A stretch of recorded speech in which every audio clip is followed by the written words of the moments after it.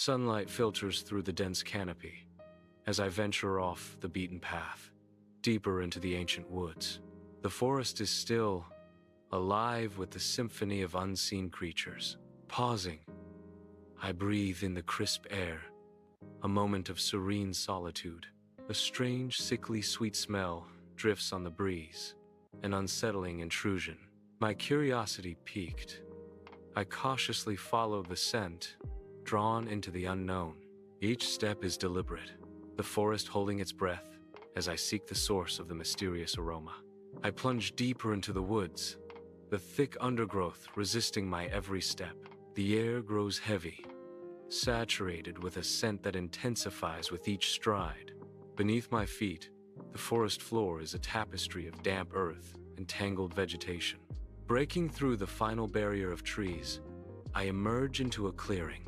The source of the overpowering scent is now sickeningly clear. A decomposing body lies sprawled grotesquely amidst the foliage, a stark testament to nature's grim cycle.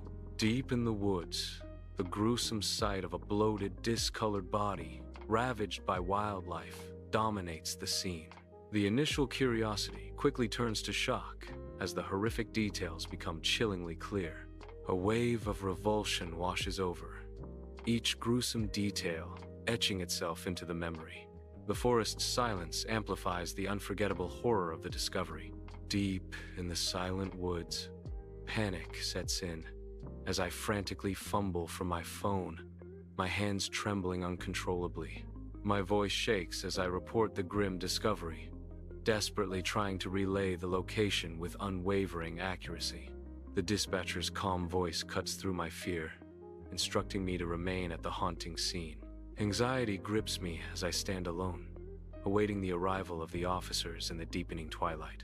Hours melt away as the sun dips low, painting the woods in long, eerie shadows.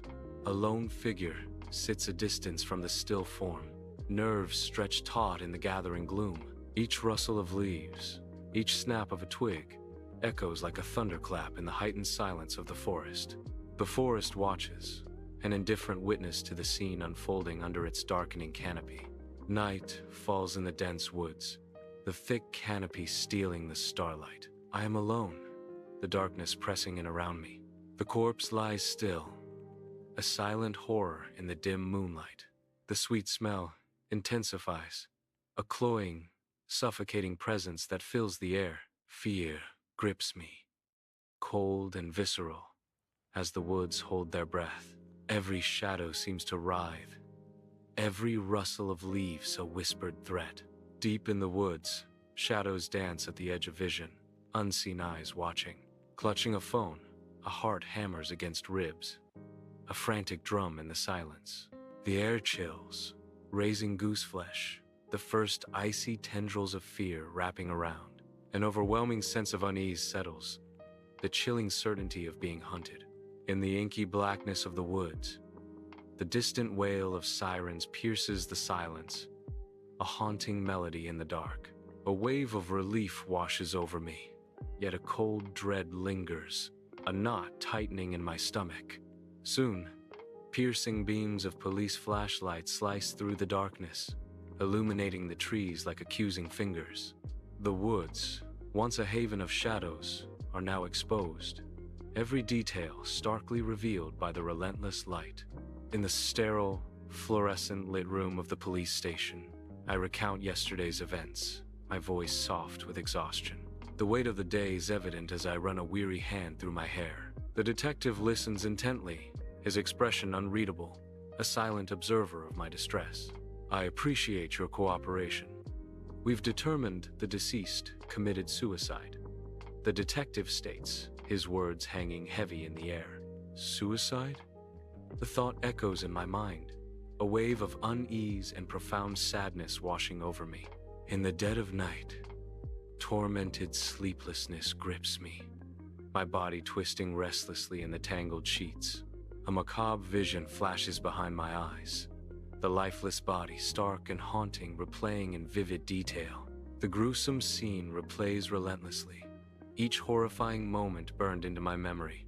A phantom sweetness invades my senses, a cloying aroma that clings to the air, a constant, unwelcome reminder. I thrash against the memories, desperate to escape the ghastly images that haunt my waking thoughts. The sweet, sickening scent lingers, a suffocating shroud that traps me in this endless nightmare. The dreamscape warps, plunging me back into the woods, a place now grotesque and surreal.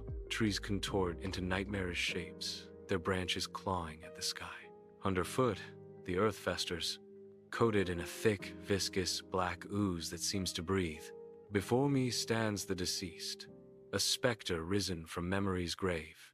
His eyes are hollow voids, burning with an accusation that chills me to the core. In the chilling darkness of a dream, a gust of wind heralds the arrival of the deceased. His spectral form flickers, a dying flame against the void.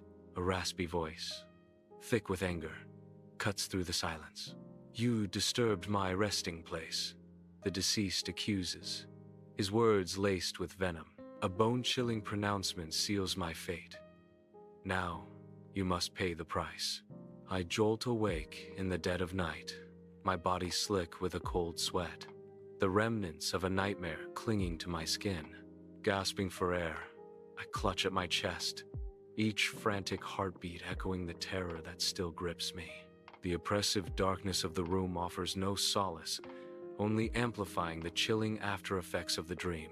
The line between reality and nightmare blurs, leaving me disoriented and vulnerable in the suffocating silence. Every shadow seems to writhe with unseen horrors, each creak of the house a potential threat lurking just beyond perception. Utterly shaken and terrified, I am left adrift in the fragile space between sleep and wakefulness, haunted by the vivid echoes of my dream.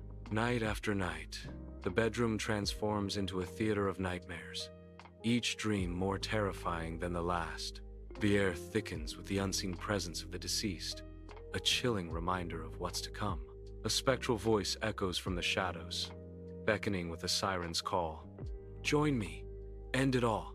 The grip of sanity begins to loosen as the line between reality and nightmare blurs. A desperate whisper breaks the silence, a haunting confession. I feel myself losing control. The room seems to close in as the final threads of resistance begin to unravel, consumed by the growing darkness. In the suffocating darkness of the bedroom, tangled sheets ensnare me, mirroring the turmoil within. Paranoia tightens its grip, each heartbeat a frantic drum against my ribs. Shadows dance and writhe, playing tricks on my weary eyes as the boundary between reality and nightmare dissolves. The deceased lurk in every corner, their spectral forms haunting the periphery of my vision. His voice echoes in my mind, a constant, haunting presence, a chilling reminder of what was and what will never be again. I stand frozen at the edge of a dark precipice, the air thick with chilling anticipation. The abyss yawns before me, a silent invitation to the unknown. A spectral voice echoes around me, a haunting whisper from beyond the grave. Its insidious tones urge me forward, beckoning me to leap into the darkness. The shadows deepen, closing in like grasping claws as the voice intensifies. Slowly, inexorably, the screen fades to black, leaving only silence and the chilling echo of the spectral command.